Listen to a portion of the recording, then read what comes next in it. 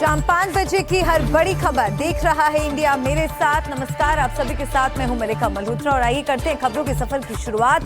शुभेंदु अधिकारी के पीए चंद्रनाथ रथ की हत्या कर दी जाती है। बुधवार रात को उनके घर से थोड़ा ही दूर उनकी गाड़ी रोककर गोलियां मार दी गई। जांच आगे बढ़ रही है और कुछ ऐसे सबूत सामने आ रहे हैं जिससे हत्याकांड की कड़ियां जोड़ी जा सकती हैं। हमारे पास एक नहीं बल्कि 3 ऐसे वीडियो हैं जिनमें वारदात का सच छिपा है। 60 सेकंड का ये वही वीडियो है जिसे चंद्रनाथ रथ की हत्या में बड़ा सबूत माना जा रहा है। उस समय सीसीटीवी की फुटेज में 10:08 और कुछ सेकंड हो रहे थे। माना जा रहा है कि इस वीडियो में बाइक पर जाने वाले हमलावर दिख रहे हैं। ये देखिए, वीडियो के पहले फ्रेम में सफेद रंग की स्कॉर्पियो यानी चंद्रनाथ की कार जाती हुई दिख रही है। उसी वीडियो के 5 सेकंड से 6 सेकंड के फ्रेम में एक बाइक सवार दिखता है जो अपने दूसरे साथी के आने का इंतजार करता है। 9वें सेकंड में उसका साथी भी फ्रेम में दिखता है और फिर दोनों आगे बढ़ जाते हैं जिधर चंद्रनाथ की स्कॉर्पियो गई थी। वीडियो के आधार पर शक जताया जा रहा है कि ये दोनों कातिल हो सकते हैं। इसके अलावा बाइक पर सवार एक तीसरा संदिग्ध भी 42वें सेकंड पर नजर आता है जिसके पीछे 2 ऑटो भी जाते हुए दिखाई दे रहे हैं।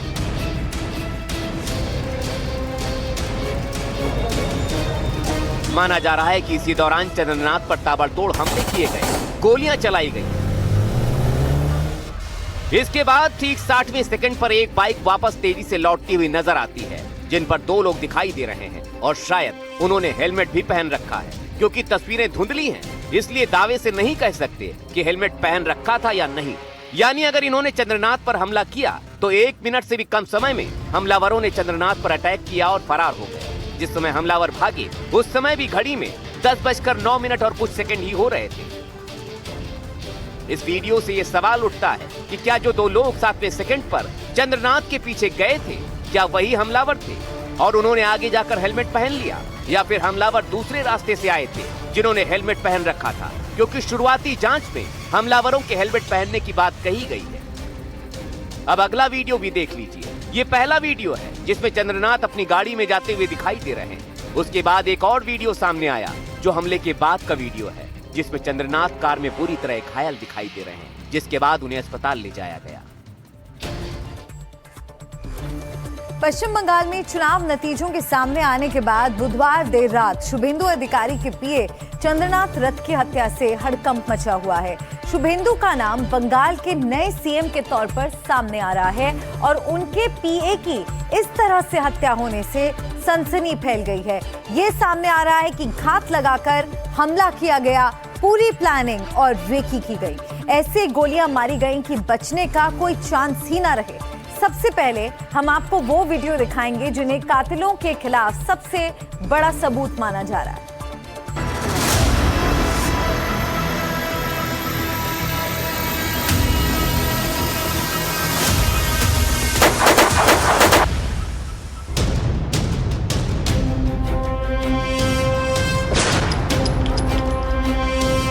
सनसनीखेज हत्या, वो भी उस शख्स की जो कि राज्य के भावी सीएम का पीए था। पश्चिम बंगाल में बीजेपी का सबसे बड़ा चेहरा है शुभेंदु अधिकारी। माना जा रहा है कि 9 मई को वो सीएम पद की शपथ लेंगे, लेकिन इससे 3 दिन पहले 6 मई की रात को खबर आती है कि उनके पर्सनल असिस्टेंट चंद्रनाथ रथ की 20 सड़क घात लगाकर ताबड़तोड़ गोलियां मारकर हत्या कर दी जाती है। इस घटना के बाद से बवाल मचा हुआ है। जानकारी के मुताबिक चंद्रनाथ बुधवार रात अपने घर लौट रहे थे। वो अपने सफेद स्कॉर्पियो कार में सवार थे। वो ड्राइवर के पास वाली सीट पर बैठे थे। जानकारी के मुताबिक पीछे वाली सीट पर उनका एक और साथी था। बताया जा रहा है कि उनके घर से थोड़ी ही दूरी पर एक छोटी कार ओवरटेक करती है। वो चंद्रनाथ की गाड़ी के सामने रुक जाती है। तभी 2 बाइकों पर 2 बाइक सवार आते हैं। चंद्रभान की साइड से ताबड़तोड़ गोलियां बरसा देते हैं। चंद्रभान और उनका ड्राइवर गंभीर रूप से घायल हो जाते हैं। जिस कार ने उनकी गाड़ी रोकी थी उसका ड्राइवर भी बाइक पर सवार होता है और आरोपी फरार हो जाते हैं। अस्पताल में चंद्रभान की मौत हो जाती है जबकि उनका ड्राइवर बुद्धदेव बेरा घायल है। सामने वही गाड़ी आपको दिखाई दे रही है जिस गाड़ी में चंद्रनाथ बैठे हुए थे। WB32 इस गाड़ी का नंबर है और इस गाड़ी के ड्राइवर के बगल वाले सीट पर वो जस्ट थे, सामने की सीट पर थे और पॉइंट ब्लैंक से उनके ऊपर गोली चलाई गई। ये आप सी से देख सकते हैं। जो खिड़की है गाड़ी की, उस शीशे को फाड़ते हुए जो बुलेट है वो सीधा चंद्रनाथ को जाकर लगती है। जांच एजेंसियां इस घटना के सीसीटीवी फुटेज खंगाल रही हैं। सीसीटीवी फुटेज सामने आए हैं। एक फुटेज में चंद्रनाथ रथ की सफेद स्कॉर्पियो को एक संकरी गली से गुजरते देखा जा सकता है। बताया जा रहा है कि ये फुटेज उत्तर 24 परगना के मध्यम ग्राम और डोलतला इलाके के आसपास के कैमरों से जुटाया गया है। एक चश्मदीद भी सामने आया है जिसका कहना है कि उसने गाड़ी को निकलते देखा। कहाँ थे वो? मेरे जस्ट मतलब रेड लाइट है, पीछे एक रेड लाइट है, उस रेड लाइट में उनका गाड़ी क्रॉस हुआ है। उनका गाड़ी थोड़ा स्पीड ज़्यादा था, मेरा गाड़ी का स्पीड कम था, तो उन्होंने, मेरा गाड़ी होगा 30-40 का स्पीड होगा, 50 का स्पीड होगा, उनका होगा 60 का स्पीड। वो क्रॉस करके आए, लगभग 100-150 मीटर की दूरी में आगे आए, तब जाकर के उनका गाड़ी अचानक बंद हो गया। और अचानक जैसे बंद हो गया, उसके मतलब सेकंड नहीं लगा होगा, गोली की आवाज़ सुना है। चलाने वाले कौन थे, किस गाड़ी? एक बाइक में था, एक बाइक में एक बंदा था जो साइड से आया था। ये जैसे ये गाड़ी है ना, एकदम जैसे गाड़ी खड़ा था, साइड से आकर के एकदम एक पैर रखा जमीन पे और सीधा एकदम खड़े होकर गोली चलाया। पॉइंट ब्लैंक पे मारा गया। मेरे को तो वही लग रहा है, एकदम साथ में। मेरे को लगा ऐसा कि कोई पूछताछ कर रहा है, लेकिन वो सीधा गोली चला दी। जब आपके सामने हुआ था? मैं 150 मीटर की दूरी में था पीछे। एक और वीडियो सामने आया है जो हमले के ठीक बाद का है, जिसमें चंद्रनाथ गोलियों से छलनी दिखाई दे रहे हैं। जहां चंद्रनाथ रथ की हत्या हुई, वहां से कुछ मीटर दूरी पर खाली कारतूस भी मिला है। इस वक्त मैं आपको दिखाना चाहूंगा जहां पर इस वारदात को अंजाम दिया गया है, उसके बिल्कुल थोड़ी दूर पर, यानी महज 20 मीटर के दूरी पर जो है ये एक गोली जो दागी गई है, उसका कारतूस का जो है उसका पीछे वाला हिस्सा वो मिला है, और ये सुबह मिला है। और मैं आपको बताऊं, जहां पर ये अपराध हुआ है वहां से महज 20 मीटर के दूरी पर इस गोली का जो है हिस्सा मिला है। और मैं आपको जैसे बता रहा हूं कि बार बार एक रेकी करके इस अपराध को अंजाम दिया गया है, और यही वो निशान है कि जहां पर इस वारदात को अंजाम दिया गया वहां से महज 20 मीटर की दूरी पर ये गोली का हिस्सा मिला है। नहीं, स्पष्ट होता है कि अंधाधुंध गोली चलाया गया था, और इस हत्या को अंजाम देने के लिए तमाम साजिश की गई थी। बताया जा रहा है कि यह पूरा गोलीकांड बेहद शातिर तरीके से प्लान किया गया। वक्त, जगह, सब सोच समझकर इस घटना को अंजाम दिया गया। जानकारी के मुताबिक चंद्रनाथ रथ पिछले 2 साल से मध्यम ग्राम के दोहरिया इलाके में अपने परिवार के साथ रह रहे थे। शुभेंदु अधिकारी के साथ पूरा दिन बिताने के बाद करीब हर रात 10 से 11 बजे के बीच घर लौटते थे। बताया जा रहा है कि हमलावरों को उनकी इस नियमित दिनचर्या की पूरी जानकारी थी, जिससे साफ होता है कि उनकी मूवमेंट पर पहले से नजर रखी जा रही थी और उसी के आधार पर हमले का समय चुना गया। यह हमला कब और कैसे किया गया, उसकी जो डिटेल सामने आ रही हैं, आपको बताते हैं। बुधवार रात करीब 10 बजे चंद्रनाथ घर के लिए निकले। उनकी कार दोहरिया के पास रोकी जाती है। ये जगह डोलतला और मध्यम ग्राम चौमाठा के बीच है। ये जगह उनके घर से करीब 200 मीटर की दूरी पर थी। आरोपी चंद्रनाथ की कार पर गोलियां चला देते हैं। उन्हें वीवी सिटी अस्पताल ले जाया जाता है। आमतौर पर 10 बजे के बाद इन सब इलाकों में ज़्यादा सुनसान लोग नहीं रहते। मैं नज़र दौड़ा रहा हूँ और समझने की कोशिश कर रहा हूँ कि इस यहाँ पर इक्का दुक्का सीसीटीवी कैमरे है। ज़्यादातर जो हाउसिंग सोसाइटी है वहाँ पर ही सीसीटीवी कैमरे हैं। यहाँ पर आगे चलकर वहाँ पर जो वीर है वहीं से ही, यानी महज 50 मीटर कर दूरी पर इसको अंजाम दिया गया है। पुलिस से अब तक जो जानकारी आ रही है, इसके हिसाब से 6 से 10 राउंड फायरिंग हुई। जिस गाड़ी ने चंद्रभान को रोका था, उसे लेकर भी खुलासे हुए हैं। संदिग्ध कार पुलिस ने जब्त कर ली है। कार पर फर्जी नंबर प्लेट मिली है। हम लोगों ने केस का इन्वेस्टिगेशन स्टार्ट किया हुआ है। जो व्हीकल, जो 4 व्हीलर उस क्राइम में इस्तेमाल हुआ था, उसको हम लोगों ने सीज किया हुआ है। लेकिन जो पता चल रहा है इन्वेस्टिगेशन में, गाड़ी का नंबर टेम्पर्ड किया हुआ है, और हम लोगों ने वहाँ पर फायर्ड कार्ट्रिजेज और लाइव राउंड जो इस्तेमाल करे गए थे उनको वहाँ से सीज किया है। बाकी हम लोग कौन लोग थे, कैसे लोग थे, बहुत सारे सीसीटीवी फुटेजेस लोकल इंक्वायरी करके, लोकल विटनेसेस को देख करके हम लोग इन्वेस्टिगेशन को आगे बढ़ा रहे हैं। हालांकि कुछ सूत्रों के हवाले से ये भी जानकारी आ रही है कि 4 बाइकों और 1 कार पर हमलावर आए थे। घटना की फॉरेंसिक जांच हो रही है। एसआईटी जांच के आदेश दे दिए गए हैं। घटनास्थल पर पुलिस, सीआरपीएफ और बीएसएफ के बड़े अधिकारियों ने जांच की है। अब तक सामने आए सभी तथ्यों, नियमित दिनचर्या की जानकारी, पहले से तय लोकेशन, लंबे समय तक घात लगाकर इंतजार, गाड़ियों से घेराबंदी और सुनसान सड़क का चयन, ये साफ संकेत मिल रहा है कि ये घटना अचानक नहीं बल्कि पूरी तरह से प्लान करके टारगेटेड हमला थी। मनोज्ञा लोईवाल, रमन राय और ऋतिक मंडल के साथ ब्यूरो रिपोर्ट, एनडीटीवी इंडिया। और इस घटना ने बंगाल की राजनीति पर भी बड़ा सवाल खड़ा कर दिया है। मनोज्ञा लोईवाल मेरी सहयोगी हमारे साथ इस खबर पर जुड़ रही हैं। सीधा मनोज्ञा का रुख करते हैं। मनोज्ञा, पुलिस किस एंगल से इस पूरे मामले को देख रही है और अब तक की जांच में क्या कुछ सामने आया है? देखिए, बहुत अहम सवाल है क्योंकि पुलिस ने अभी 9 मेंबर की एसआईटी बनाई है जो कि डीजीपी सिद्धनाथ गुप्ता को रिपोर्ट करेगी। उसके साथ साथ अब इसकी इन्वेस्टिगेशन शुरू कर दी है। जो फोरेंसिक टीम्स है वो ये पता लगाने की कोशिश कर रही है कि गाड़ी में जो बदलाव किए गए हैं, जैसे कि चेसिस नंबर बदला गया है या फिर उसके गाड़ी के नंबर बदले गए हैं, वो किस हिसाब से किए गए हैं और एक सोची समझी साजिश की तरह किए गए हैं। दूसरी बात कि ये गाड़ी कहाँ से उठाई गई है, ये यहीं की गाड़ी है, किसी और प्रदेश की गाड़ी है या फिर चोरी की गाड़ी है जिसका इस्तेमाल खास तौर से इसी काम के लिए किया गया है। तीसरी बात, जब अभी तक जो नाम मिले हैं, कल तक ऐसा लग रहा था इसमें सिर्फ 4 लोग शामिल हैं, बट अब पुलिस के सोर्स बता रहे हैं कि ये 5 से ज्यादा लोगों के शामिल होने की इसमें संभावना है और उनके नाम और उनकी बातें अभी खोजी जा रही हैं। जो सीसीटीवी फुटेज है वो बहुत एजी है, धुंधला है, जिसकी वजह से उनके चेहरे को समझने में, कुछ लोगों के चेहरे छुपे हुए हैं, उसको निकालने में थोड़ा समय लग रहा है। पुलिस का दूसरा एक संदेह है कि इसमें कोई दो मत नहीं है कि संभवतः जो लोगों ने इसको अंजाम दिया है वो प्रोफेशनल किलर्स हैं। उन्होंने जिसको किसी एजेंडा के तहत और किसी टारगेट की तरह अंजाम दिया है और हो सकता है क्योंकि जिस जगह ये घटना हुई है मध्यम ग्राम में, वहां से मात्र 1 से 1.5 घंटे में आप बांग्लादेश पहुंच जाते हैं और पार कर जाते हैं सीमा। तो ये भी संभव है कि जिन्होंने इस कारनामे को यानी कि इस कांड को अंजाम दिया है वो यहाँ से भागकर बांग्लादेश चले गए हैं या नहीं, ये भी पुलिस पता लगाने की कोशिश कर रही है। जी, बहुत शुक्रिया मनोज्ञा इस पूरे अपडेट के लिए। नजर बनाए रखिएगा, आगे भी रुक करेंगे आपको और जानकारी के लिए। तो आपको लगातार हम वीडियोस दिखा रहे हैं और वीडियो के बाद अब आपको बताते हैं कि आखिर हुआ क्या था, कैसे बंगाल चुनाव के बाद सबसे खास शख्सियत के पीए की हत्या हो गई। आखिर मर्डर की साजिश कैसे रची गई और कैसे चंद्रनाथ रथ हत्यारों के ट्रैप में फंस गए और उनकी जान चली गई। जो घटनाक्रम सामने आया है उस पर ध्यान दें तो एक बड़ी सुनियोजित साजिश की तरफ इशारा करता है।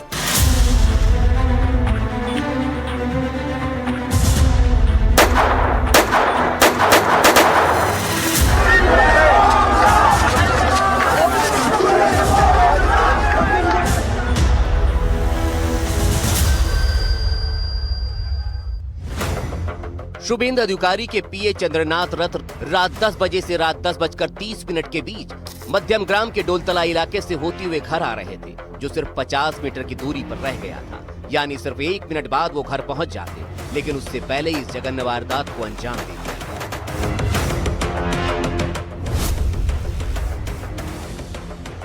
पुलिस सूत्रों के मुताबिक चंद्रनाथ की हत्या की घिनौनी साजिश पहले ही रची जा चुकी थी। सूत्रों के मुताबिक सीसीटीवी फुटेज में दोपहर 3 से 4 बजे के बीच उसी इलाके में उसी जगह संदिग्ध कार को देखा गया था, जो पहले भी उसी इलाके में कई बार देखी जा चुकी थी, जिसके जरिए हत्या से पहले रेकी करने का अंदेशा है।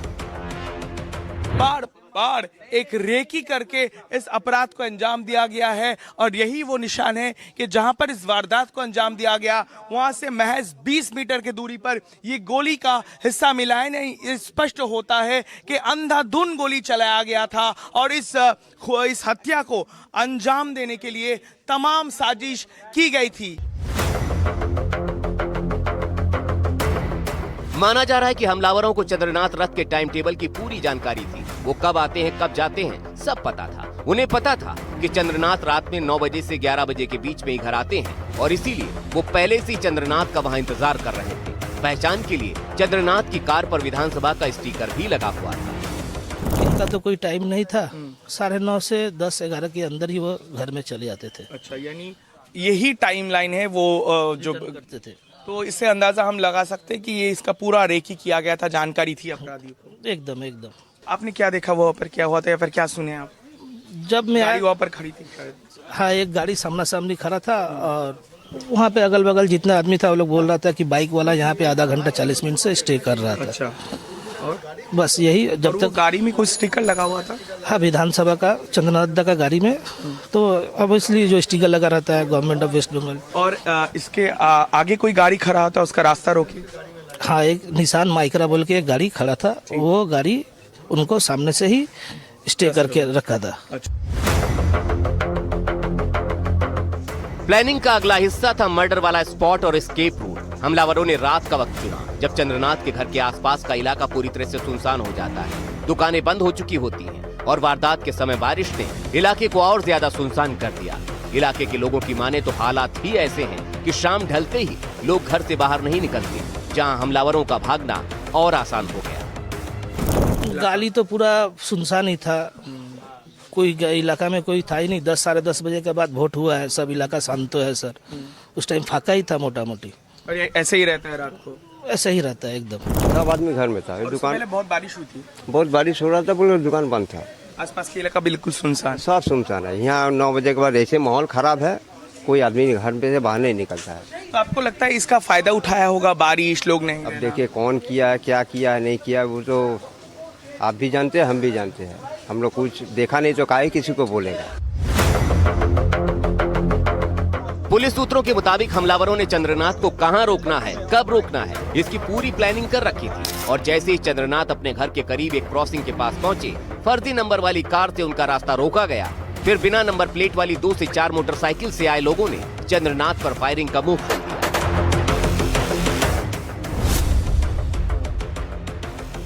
जो कार मिली है उसका चेसिस नंबर मिटा दिया गया ताकि कार मालिक तक पहुंचा ना जा सके। कार पर जो नंबर प्लेट मिली है वो OLX पर बेचने के लिए लगाई गई एक कार का निकला, जो सिलीगुड़ी के रहने वाले एक शख्स के नाम पर दर्ज है।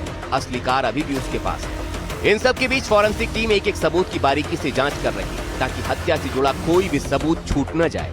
PTI ने एक जांच अधिकारी के हवाले से दावा किया है कि हमलावरों ने जिस पिस्टल का इस्तेमाल किया वो ग्लॉक 47X हो सकती है। चौंकाने वाली बात यह है कि सामान्य अपराधी इस तरह के पिस्टल का इस्तेमाल नहीं करते, जिसके चलते इस पे पेशेवर शूटर्स यानी कॉन्ट्रैक्ट किलर्स के शामिल होने का शक जाहिर किया गया है। तो वो सब तो यहाँ पे कुछ नहीं था, वो तो सेकंड का काम था मेरे ख्याल से। मतलब सेकंड लगाया, सेकंड एकदम एक्सपर्ट जिसको बोलते हैं ना, जो वो आए और चले गए। एक प्लान था पूरा, आपको लग रहा है? मेरे को तो ऐसा लग रहा है एकदम प्री प्लान्ड है। आसपास के तमाम दूसरे CCTV फुटेज और जानकारियों को खंगाला जा रहा है कि आखिर हमलावर कहां से आए और कहां निकले। क्या है इस पूरे हमले के मास्टरमाइंड और कातिलों का पूरा सच, इसका पता लगने में अभी समय लगेगा। Bureau report, NDTV India.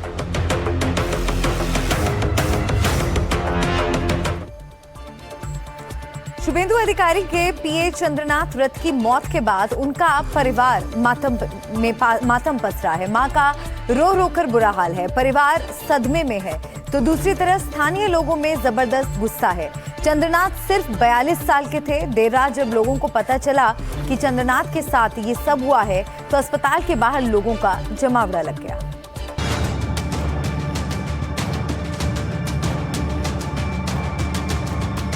চাইছি দোষীরা শাস্তি পাক। কি শাস্তি চাই? আমি একজন মা, আমি চাইবো না তাদের ফাঁসি হোক, যাবজ্জীবন কারাদণ্ড চাই।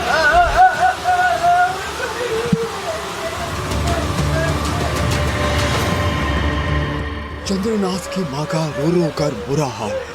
उनका जवान बेटा जो अपने राजनीतिक करियर की ऊंचाई पर था, उसकी गोली मारकर हत्या कर दी गई। मां और भाई का कहना है कि आरोपियों को कड़ी से कड़ी सजा मिले। আপনাকে কখন এই খবর জানা হলো?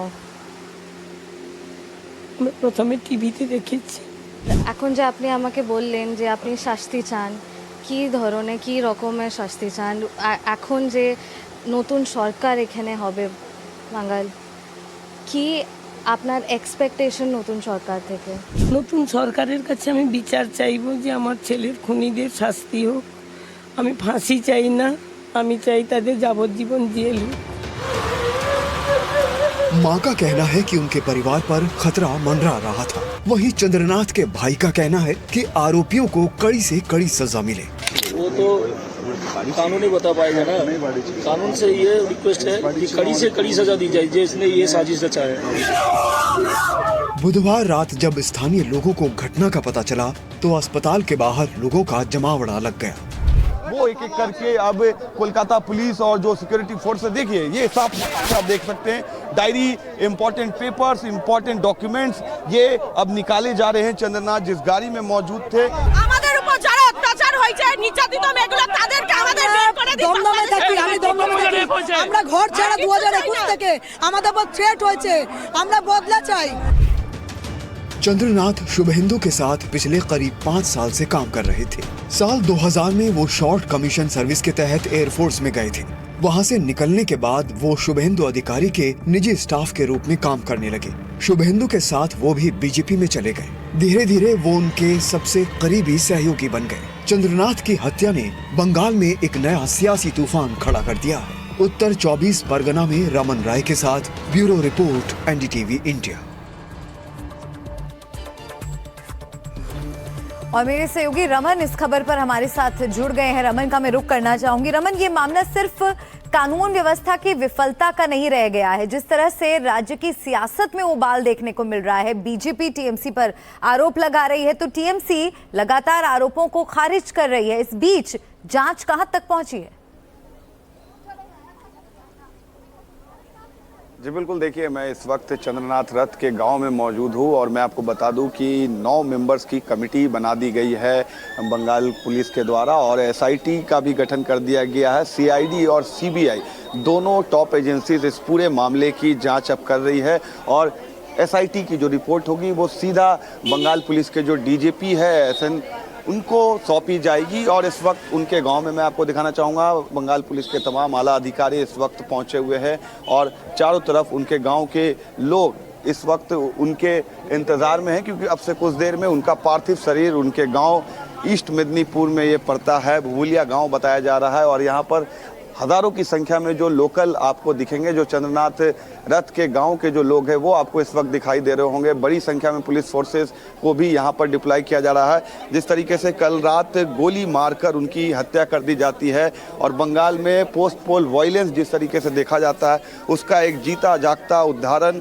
कल सामने आया, जब मध्यम ग्राम में चंद्रनाथ रथ की गोली मारकर हत्या कर दी जाती है और अब उनके पार्थिव शरीर को कुछ देर में उनके पैतृक गांव यहां पर लाया जाएगा। और ये सीधी तस्वीर हम आपको दिखा रहे हैं चंद्रनाथ रथ के गांव से, जहां पर बड़ी संख्या में पुलिस फोर्सेज और साथ ही साथ गांव के कई सारे लोग भी यहां पर मौजूद है। कई लोगों से बात करने की कोशिश करेंगे। क्या कहना चाहेंगे आप लोग, इस तरीके से ये घटना हुई है? देखिए गांव के तो लोग हालांकि कुछ कह नहीं रहे हैं, लेकिन ये एक बड़ा नुकसान है। और ये मैं आपको ये गाड़ी दिखाना चाहूँगा, इसी गाड़ी से चंद्रनाथ रथ के पार्थिव शरीर को अब यहाँ से उनके आवास तक, जो उनका पैतृक घर है, वहाँ तक ले जाया जाएगा। दादा क्या कहेंगे, ये घटना हुई है? नहीं, देखिए लोकल जो है यहाँ पर वो कुछ कहने की कंडीशन में इस वक्त नहीं है, लेकिन ये सीधी तस्वीर हम आपको चंद्रनाथ रथ के गाँव से दिखा रहे हैं। बिल्कुल रमन, ये तस्वीरें जो आप हम तक पहुंचा रहे हैं चंद्रनाथ रथ के घर से, रमन ये सीधी तस्वीरें दिखा रहे हैं अंतिम संस्कार से पहले की ये तस्वीरें हैं। क्या रमन आप चंद्रनाथ रथ के परिवारजनों से मिल पाए? क्या उनका कहना है और क्या वो मांग रख रहे हैं?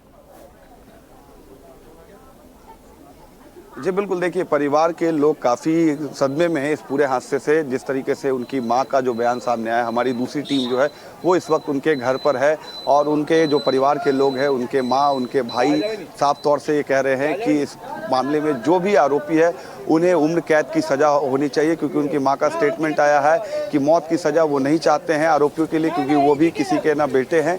इस वजह से उनकी मां ने एक दरिया दिल दिखाया और वो इस मामले में जो भी आरोपी संलिप्त है उनके लिए उम्र कैद की सज़ा मांग रहे हैं। और शुभेंदु अधिकारी ने भी जिस तरीके से सुबह में आज मीडिया से बातचीत की है, उन्होंने बताया है कि ये जानबूझकर ये हत्या की गई है टीएमसी के वर्कर के द्वारा। जिस तरीके से भवानीपुर में वो उनके पोलिंग एजेंट भी थे और 32AK से मैं बात 4954 ये जो पर कुछ बात नहीं कर पा रहे हैं, लेकिन ये WB 32AK क्या कहना 49 तरीके से कुछ कहेंगे? हिंदी ना क्या कहेंगे यार, हम लोग का प्रतिवेशी था और क्या करेंगे, हम लोग तो कुछ नहीं जानते।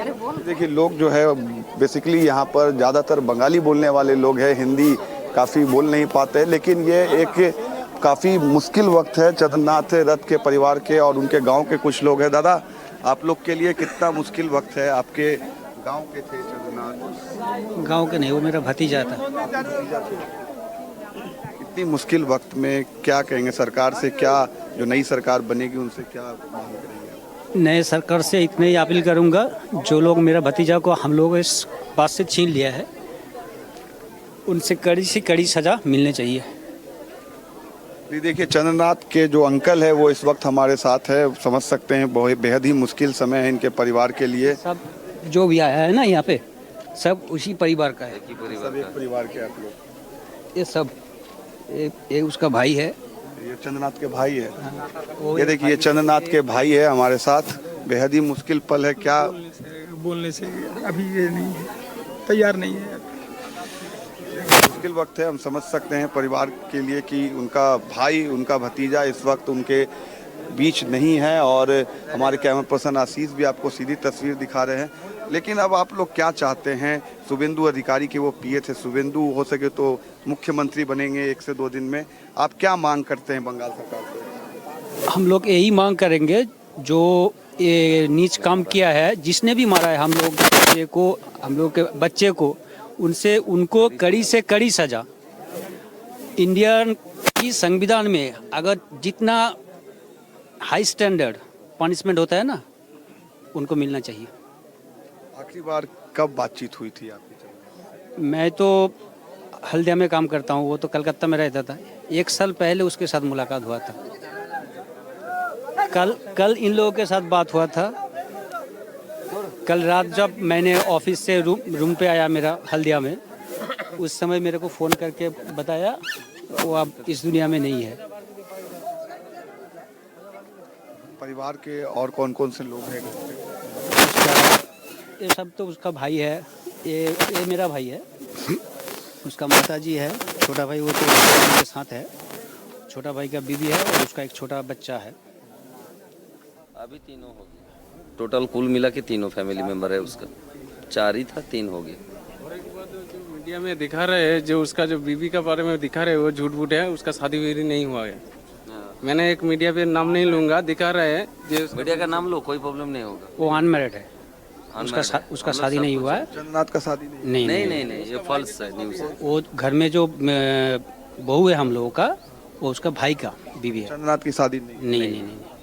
बड़ी जानकारी परिवार के लोग दे रहे हैं कि चंद्रनाथ की जो शादी है वो अब तक नहीं हुई है। और कई सारे मीडिया चैनल्स ने चलाया है उनके परिवार के बारे में, लेकिन ये परिवार के लोग बड़ा जानकारी हमें दे रहे हैं इस वक्त बातचीत करते हुए। इस वक्त हम उनके गांव में हैं और अब से कुछ देर में उनका जो पार्थिव शरीर है उनके इस पैतृक आवास पर, जो कि ईस्ट मेदिनीपुर के इस गांव में पड़ता है, वो यहाँ पहुँचना है। लेकिन बड़ी संख्या में मैं आपको दिखाना चाहूँगा कि सुरक्षा बल के जो जवान हैं, साथ ही साथ इस पूरे गाँव के जो लोग, जो यहाँ के लोकल है, वो इस वक्त काफ़ी, मतलब मैं आपको क्या बताऊं, जिस तरीके से इनके भाई को मैं देख रहा हूं इस वक्त, जिनकी आंखें नम हैं। और इतना बड़ा चुनाव के बाद इस तरीके से पॉलिटिकल हिंसा पश्चिम बंगाल में अक्सर होती थी, लेकिन इस बार जिस तरीके से बीजेपी की सरकार बनी है भारी बहुमत के साथ, उसके बावजूद भी बीजेपी से जुड़े हुए थे चंद्रनाथ शुभेंदु अधिकारी के बेहद ही करीबी थे और उन्हें कल रात 4 गोली मारी जाती है पॉइंट ब्लैंक रेंज से, जिसके कारण उनकी मौत हो जाती है।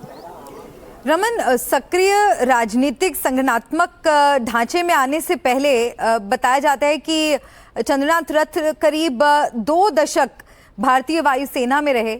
उसके बाद आपके साथ, क्योंकि उनके परिवार के लोग मौजूद हैं, अगर आप उनसे पूछें कि किस तरह से राजनीति से जुड़ने के बाद उनका जो जीवन है वो बदला, और क्या कभी इस तरह की उन्होंने बात कही कि उन्हें किसी से कोई खतरा है, कोई थ्रेट, कोई इस तरह का अंदेशा कि उन पर हमला हो सकता है, क्या कभी उन्होंने इस तरह की बात अपने किसी करीबी जानकार से कही? जी बिल्कुल, देखिए उनके परिवार से ही सीधा कोशिश करेंगे बात करें। 20 साल तक चंद्रनाथ एयरफोर्स में भी काम किया, जैसा जानकारी वो 16 साल तक था। 16 साल एयरफोर्स में। हाँ, उनको जनता से इतना प्यार था तो ज़्यादा प्रमोशन भी नहीं लिया।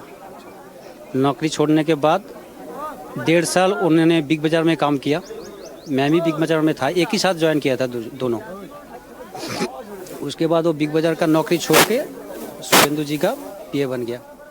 शुभेंदु अधिकारी के साथ भी उनका करीब नकरी में था, तब से उनके साथ मिलजुल था। नौकरी के वक्त से हाँ, वो जब भी छुट्टी में आता था ज़्यादा से ज़्यादा टाइम शुभेंदु के साथ। हाँ। और आप लोग बचपन से कैसे देखे हैं उनका पुराना जीवन बताए? ज़्यादा ही लगता है, बड़ा भैया है, ऐसे सब कुछ ठीक ठाक है, सबका सब मिल सकता है, बात भी करता है, कोई प्रॉब्लम नहीं था, वो बहुत अच्छा आदमी था। अच्छे आदमी। और हम लोग को छोड़ के चला गया, वही प्रॉब्लम है और कुछ नहीं। नया जो सीएम आ रहा है उसका पास हम लोग का रिक्वेस्ट रहेंगे, जिसने किया है कड़ी कड़ी सजा चाहिए हम लोग को, और कुछ नहीं चाहिए। बिल्कुल, कई खासतौर से गांव के जो लोग हैं, अगर शुभेंदु अधिकारी सरकार में एक बड़ी भूमिका निभाते हैं तो चंद्रनाथ रथ को एक बड़ी प्रशासनिक जिम्मेदारी भी सौंपी जा सकती थी, लेकिन उसके पहले ही हमने देखा किस तरह से उनकी हत्या कर दी गई। और अभी फिलहाल आप देख सकते हैं उनके परिवारजनों के बीच दुख और मातम पसरा हुआ है और अंतिम संस्कार की तैयारी वहां पर चल रही है। रमन, शुक्रिया आपका फिलहाल जुड़ने के लिए, लौटेंगे। तो इस हत्याकांड ने सनसनी मचा दी है। बताया जा रहा है कि आरोपियों ने जबरदस्त मारक क्षमता वाली और महंगी पिस्टल का इस्तेमाल किया। इसके अलावा जिस कार ने चंद्रनाथ की गाड़ी को रोका था उसके बारे में भी महत्वपूर्ण जानकारियां सामने आई हैं।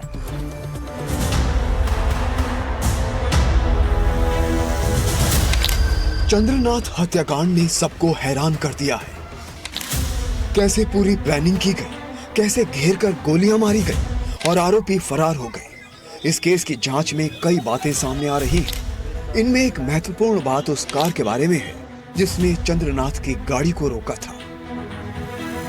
जानकारी के मुताबिक शुरुआती जांच में यह बात सामने आई है कि हत्या में इस्तेमाल इस कार को OLX के जरिए खरीदा गया था। ये एक सफेद रंग की निसान माइक्रा कार थी। कार का रजिस्ट्रेशन नंबर सिलीगुड़ी का था। कार पर लगी नंबर प्लेट फर्जी पाई गई। ये नंबर प्लेट सिलीगुड़ी में रहने वाले एक दूसरे व्यक्ति की थी। पुलिस ने उस शख्स से बात की है जिसकी नंबर प्लेट कार पर लगी थी। कार के इंजन नंबर और चेसिस नंबर से छेड़छाड़ की गई थी। यानी आरोपियों ने बेहद शातिर तरीके से पूरी प्लानिंग की। कार में गलत नंबर प्लेट लगाई ताकि पकड़ना आसान न हो। फोरेंसिक टीम इसकी गहन जांच कर रही है। यह भी सामने आ रहा है कि जिस पिस्टल का इस्तेमाल किया गया वो विदेशी थी। सूत्रों के मुताबिक आरोपियों ने ग्लॉक 47X पिस्टल का इस्तेमाल किया। Glock 47X Austria made semi automatic pistol है। अचूक निशानी की वजह से सुरक्षा एजेंसियों की पहली पसंद मानी जाती है। 50 से 100 मीटर तक निशाना लगा सकती है। वजन में हल्की और हर मौसम में कारगर होती है। रात के अंधेरे में भी टारगेट भेद सकती है। ये 9mm की पिस्टल है जिसमें मैगजीन की क्षमता अधिक होती है। कम समय में कई राउंड फायर कर सकती है। FBI और सीक्रेट सर्विस जैसी एजेंसियां इस्तेमाल करती हैं। फिलहाल अभी घटना स्थल से कारतूस मिले हैं, लेकिन अगर इस बात की पुष्टि हो जाती है कि महंगी विदेशी पिस्टल से गोलियां चलाई गईं, तो कई सवाल खड़े होते हैं। ये पिस्टल आरोपियों के पास आई कैसे, कितने पैसे में खरीदी गई और इसको सप्लाई किसने किया? Bureau report, NDTV India. Suvendu Adhikari के पीए चंद्रनाथ रथ की हत्या के बाद बीजेपी और टीएमसी के बीच तीखे राजनीतिक आरोप प्रत्यारोप का दौर शुरू हो गया है। जहां बीजेपी इस घटना को एक सुनियोजित राजनीतिक हत्या करार दे रही है, तो वहीं टीएमसी इस आरोप को सरासर झूठ बता रही है।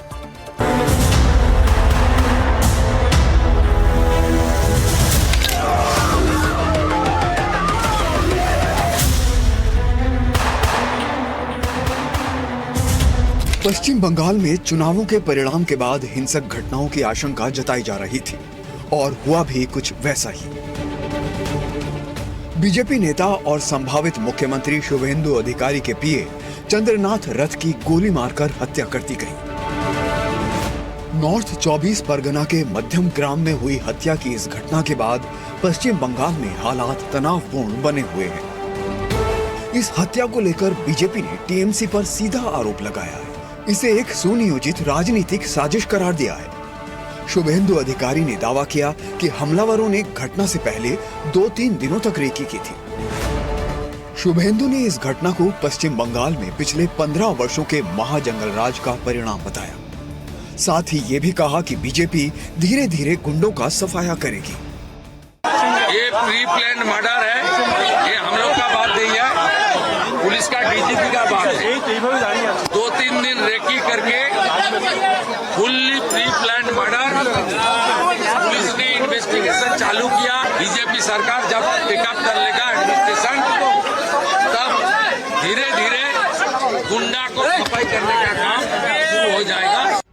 पश्चिम बंगाल में बीजेपी के प्रदेश अध्यक्ष समीक भट्टाचार्य ने कहा कि बंगाल में कानून व्यवस्था ध्वस्त हो चुकी है और राज्य की ऐसी हालत ममता बनर्जी ने की है। लोग तो पहले से ये बोलते आए हुए जब पश्चिम बंगाल एक हैप्पी हंटिंग ग्राउंड क्रिमिनल के लिए बन चुका है। पश्चिम बंगाल का स्थितियां जैसा ही है, कानूनी व्यवस्था ध्वस्त हो गया, ये total absence of law and order, total anarchy. Mamata ji ऐसा स्थिति कर दिया आज इस राज्य का। बीजेपी साफ आरोप लगा रही है कि ये सब कुछ ममता बनर्जी के राज में हो रहा है। जैसे ही बीजेपी कमान संभालेगी, सब लाइन पर आ जाएगा। भारतीय जनता पार्टी सत्ता में आई, लेकिन अभी सत्ता अपने हाथ में आया नहीं है। कानून व्यवस्था या तो ममता बनर्जी के हाथ में, या तो चुनाव कमीशन के हाथ में, और पुलिस को इतना निकम्मा बना दिया था। पुलिस सब जानते हुए चुप करके बैठ जाता है। लंबा प्लानिंग, ये वहाँ कोई पाड़े का कोई गुंडा ने नहीं किया है। इसमें पेशेगर हत्यारे आए हैं और इसको किसी ने लाया है, तो कौन लाया है? हमारा आरोप सीधे सीधे यहाँ के 2 तृणमूल के नेताओं के। नंबर 1, भूतपूर्व मुख्यमंत्री और भूतपूर्व विधायक श्रीमती ममता बनर्जी, तो यहाँ पर भाईपो के नाम से जाने जाते हैं, युवराज अभिषेक बनर्जी। एक पुलिस ऑफिसर के घटना में वो बोले, हम यही खाने गोली मारता, मैं यही खाने। कहाँ गोली मारा? इससे ज़्यादा क्या प्रमाण चाहिए? बीजेपी ने यह भी आरोप लगाया कि ये हत्या अभिषेक बनर्जी ने करवाई है। अभिषेक बनर्जी ने यह हत्या करवाई है और वो एक मैसेज देना चाहता है कि हम सरकार में भले न हो, लेकिन हम तुम्हारे ऊपर भारी हैं। लेकिन वो मूर्ख है, वो हम लोग पर भारी नहीं, इसका जवाब मिलेगा। वहीं टीएमसी इस आरोप को सिरे से नकार रही है। टीएमसी का कहना है कि ये घटना निंदनीय है। हम सीबीआई जांच की मांग करते हैं, लेकिन हमारा इस मर्डर से कोई लेना देना नहीं है। इसको हम कंडेम करते हैं। हम चाहते हैं कि इसके बारे में स्ट्रॉन्गेस्ट पॉसिबल एक्शन लिया जाए, including a court monitored CBI investigation. ये वायलेंस का कोई जगह नहीं है लोकतंत्र में। दादा, भाजपा इस घटना को पूरी तरह से कह रही है कि तृणमूल की वजह से हुआ, आरोप तृणमूल पर लगाया जा रहा है। सरासर झूठ। हम निंदा करते हैं, हमारे साथ कोई ताल्लुक नहीं है ये घटना का। बहुत जरूरी है, जो कोई भी ये काम किया है वो कड़ा से कड़ा सजा उनको होना चाहिए, क्योंकि जो भी इसके पीछे है उसको इंक्वायरी करके, इन्वेस्टिगेशन करके वो लोग को बाहर लाया जाए और उनको ऐसा सजा दिया जाए कि कोई ऐसा करने का आगे कभी सोच ना पाए। शुभेंदु अधिकारी भारी सुरक्षा के बीच मध्यम ग्राम के अस्पताल पहुंचे। उनके साथ केंद्रीय मंत्री सुकांत मजूमदार भी मौजूद थे। पश्चिम बंगाल में चुनावों के दौरान या चुनाव परिणाम के दौरान हिंसा का पुराना रिकॉर्ड रहा है। 2021 विधानसभा चुनाव की बात करें तो चुनाव के बाद 58 लोगों की मौत हुई थी। 300 से ज्यादा हिंसक घटनाएं दर्ज की गई थी। 2023 पंचायत चुनाव में 15-20 लोगों की मौत हुई थी। 2019 लोकसभा चुनाव में 12-15 लोगों की मौत हुई थी।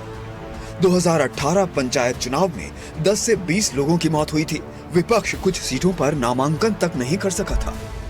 पश्चिम बंगाल में चुनावी हिंसा का इतिहास काफी पुराना और गहरा रहा है। राज्य में सत्ता परिवर्तन और राजनीतिक वर्चस्व की लड़ाई अक्सर हिंसक रूप ले लेती है और इस बार भी हालात कुछ ऐसे ही हैं। राज्य पुलिस ने इस मामले की जांच के लिए एसआईटी का गठन किया है। साथ ही राजनीतिक आरोप प्रत्यारोप का दौर भी जारी है। Bureau report, NDTV India. और इसी के साथ यहाँ पर एक ब्रेक के लिए रुक रहे हैं। फौरन लौटेंगे कुछ और खबरों और अपडेट्स के साथ। देखते रहिए एनडीटीवी इंडिया।